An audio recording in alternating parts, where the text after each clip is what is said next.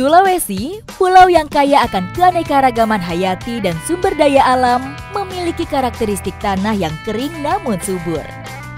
Meskipun terdengar kontradiktif, nyatanya sebagian besar wilayahnya terbentuk dari aktivitas vulkanik yang kaya akan mineral. Sekarang saya bersama ibu-ibu dari desa Uwefolo sedang menikmati Ondo Donco. Tapi saya ini penasaran, kalau dari rasa itu mirip seperti singkong, padahal bukan. Ini namanya ubi ondo. Nah, saya penasaran nih, mencarinya seperti apa dan ada di mana. Ibu nanti temenin saya ya, Bu. Salah satu temenin saya. Ikuti jejak saya, jejak petualang.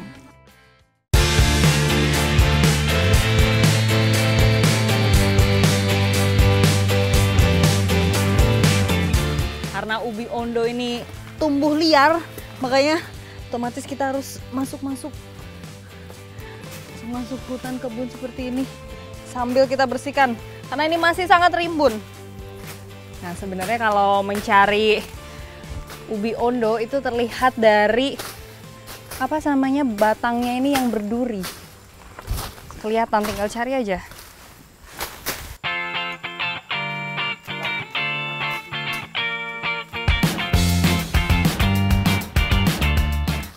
Susah ditarik karena banyak durinya, makanya butuh bantuan kayu dan juga parang.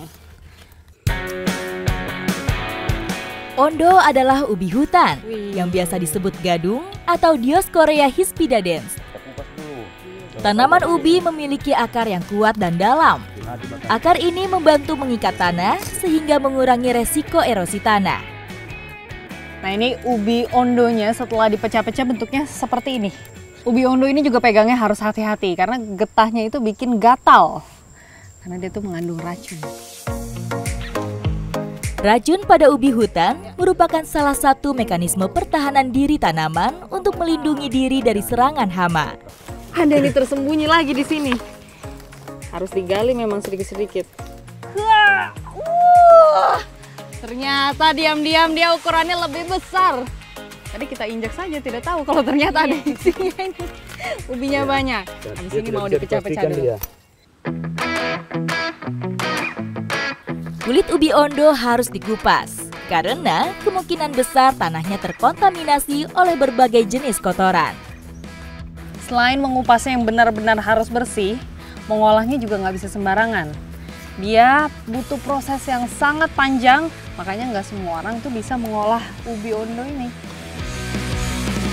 Ondo memiliki reputasi sebagai umbi-umbian yang perlu cara pengolahan khusus karena kandungan zat racun yang terdapat di dalamnya.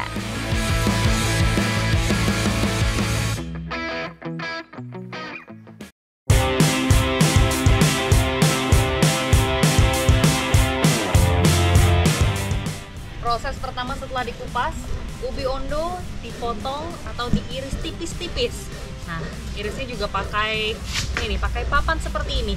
Nanti hasilnya setipis ini.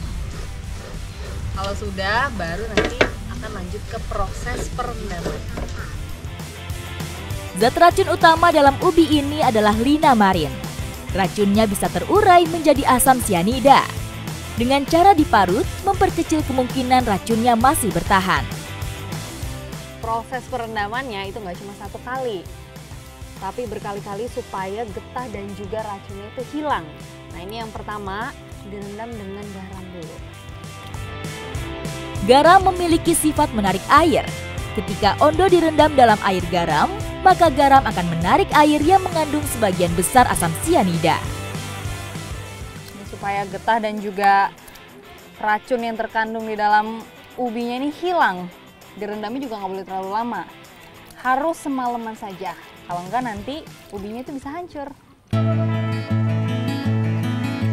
Proses merendam di air mengalir seperti ini, biasanya kalau warga desa Uwefolo itu menggunakan daun kelapa.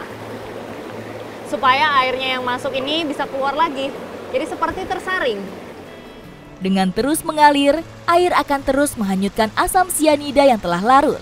Sehingga proses pengurangan kadar asam sianida menjadi lebih efektif.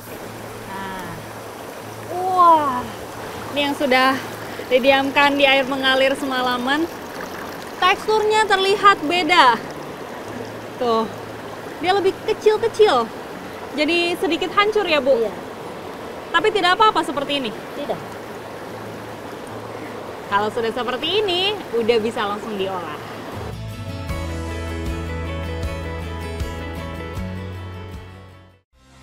Ibu, ini lihat ubi ondonya sudah bisa diolah. Mau dibikin apa ini, Bu? Ondo donco. Ondo donco. Saat kemarau panjang, ondo donco menjadi sumber pangan alternatif yang diandalkan masyarakat dalam mengatasi keterbatasan pasokan makanan. Tidak terlalu sulit memang untuk membuat ondo donco ini.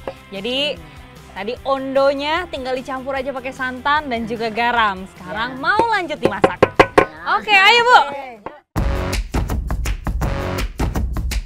Dengan adanya olahan ubi ondo ini jadi merubah stigma negatif masyarakat kalau ubi ini tuh beracun. Buktinya bisa menghasilkan masakan yang enak dan juga menyehatkan. Ikuti jejak saya, jejak petualang.